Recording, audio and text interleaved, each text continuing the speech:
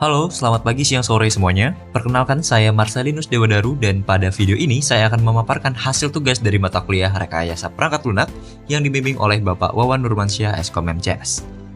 Tugas ini membahas tentang fase 3 dari buku Sistem Analisis dan Desain 5th Edition, yaitu fase desain sistem, yang merupakan bagian penting dalam proses pengembangan perangkat lunak dalam sebuah skripsi. Sebagai objek studi, saya menggunakan skripsi dari kakak tingkat informatika yang berjudul Simulasi Sistem Pengaman Pintu disertai alarm menggunakan sensor getar dan LDR berbasis microcontroller dengan Android, karya Aksherando, mahasiswa Universitas Katolik Musikaritas. Dalam video ini, kita akan membahas bagaimana fase desain dari sistem ini dirancang, mulai dari desain arsitektur, antarmuka, program, hingga basis data. Semua analisis ini juga nantinya akan didukung oleh referensi e-book yang relevan. Sekarang kita masuk ke bagian yang pertama, yaitu desain arsitektur. Pada skripsi ini, sistem digambarkan secara menyeluruh, mulai dari hubungan antar komponen hingga alur data yang mengalir di dalamnya. Sistem pengaman pintu ini menghubungkan beberapa komponen seperti sensor getar dan LDR, microcontroller Atmega 328P, smartphone Android, Firebase sebagai database, dan yang terakhir, web server sebagai pengirim notifikasi. Semua perangkat ini terhubung menggunakan jaringan Wi-Fi dan divisualisasikan dalam bentuk deployment diagram dan diagram arsitektur. Dari sini, kita bisa melihat bagaimana pengguna dapat mengontrol pintu dari jarak jauh, serta mendapatkan notifikasi jika ada aktivitas mencurigakan. Untuk referensi e-book pada bagian desain arsitektur sistem, saya menggunakan e-book berjudul The Essence of Software Engineering yang disunting oleh Volker Kroon dan Rudiger Streamer. Buku ini atau e-book ini diterbitkan oleh Springer pada tahun 2018 dan tersedia gratis secara open access. Pada halaman 4 bagian 3.2 buku ini, penulis menjelaskan bahwa desain arsitektur bukanlah kode program, melainkan deskripsi struktur dan aturan arsitektural yang menjadi dasar dari sistem. Ia menyebutkan bahwa desain arsitektur adalah proses menyusun spesifikasi arsitektur yang mencakup struktur sistem, hubungan antar komponen, dan aturan interaksinya. Desain ini menjadi kerangka penting yang mengatur bagaimana subsistem disusun dan berkomunikasi. Link e-book dapat diakses melalui link yang saya cantumkan pada kolom deskripsi. Nah, lanjut ke desain antarmuka atau interface. Ini merupakan bagian yang langsung berinteraksi dengan pengguna. Dalam aplikasi Android pada sistem pengaman pintu ini, terdapat beberapa tampilan utama antara lain tampilan beranda untuk mengaktifkan dan menonaktifkan sensor hanya dengan satu tombol. Yang kedua, tampilan pengaturan. Ini digunakan untuk mengatur alamat IP, port, mengganti kunci utama, dan pengaturan keamanan lainnya. Lalu yang ketiga, tampilan bantuan. Ini memberikan panduan penggunaan aplikasi. Lalu yang keempat, ada halaman atau tampilan tentang aplikasi. Ini berisi identitas pengembang aplikasi. Dan yang terakhir adalah halaman notifikasi. Halaman ini menampilkan informasi real-time seperti pintu dibuka atau terjadi getaran. Tampilan antarmuka ini dirancang sederhana dan responsif agar memudahkan pengguna dalam mengoperasikan sistem. Nah, pada bagian desain antarmuka, saya menggunakan salah satu e-book sebagai referensi teori. Buku ini berjudul Interaksi Manusia dan Komputer, ditulis oleh Profesor Dr. Habzi Ali dan Dr. Absor Marantika. Buku ini diterbitkan pada tahun 2023 dan tersedia gratis secara open access.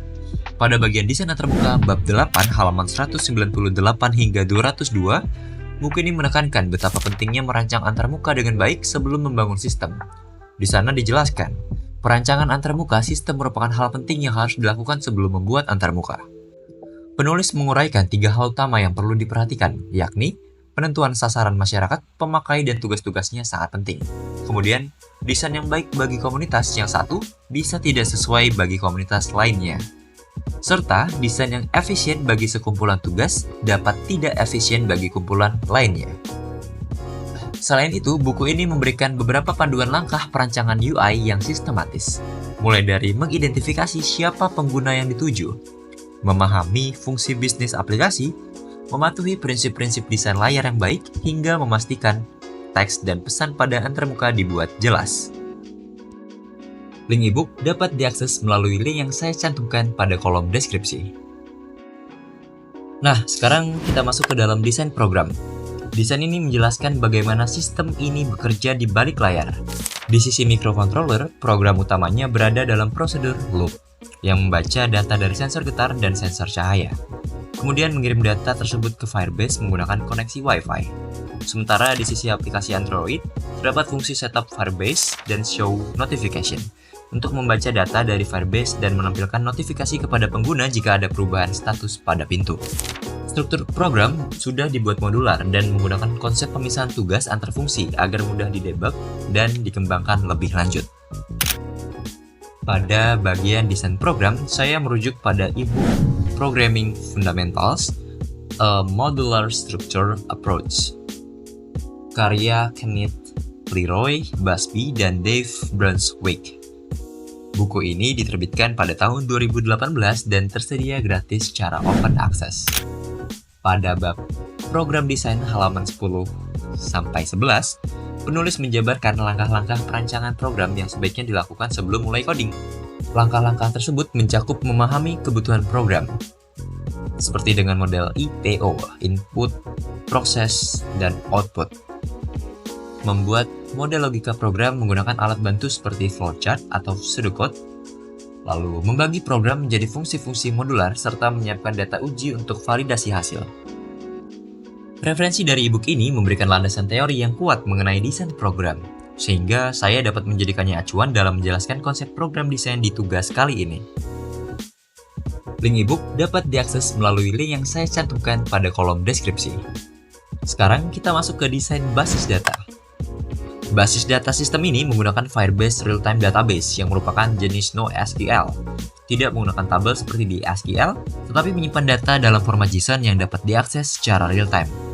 Keunggulan dari Firebase adalah kemampuan sinkronisasi cepat antar perangkat dan integrasi langsung dengan aplikasi Android.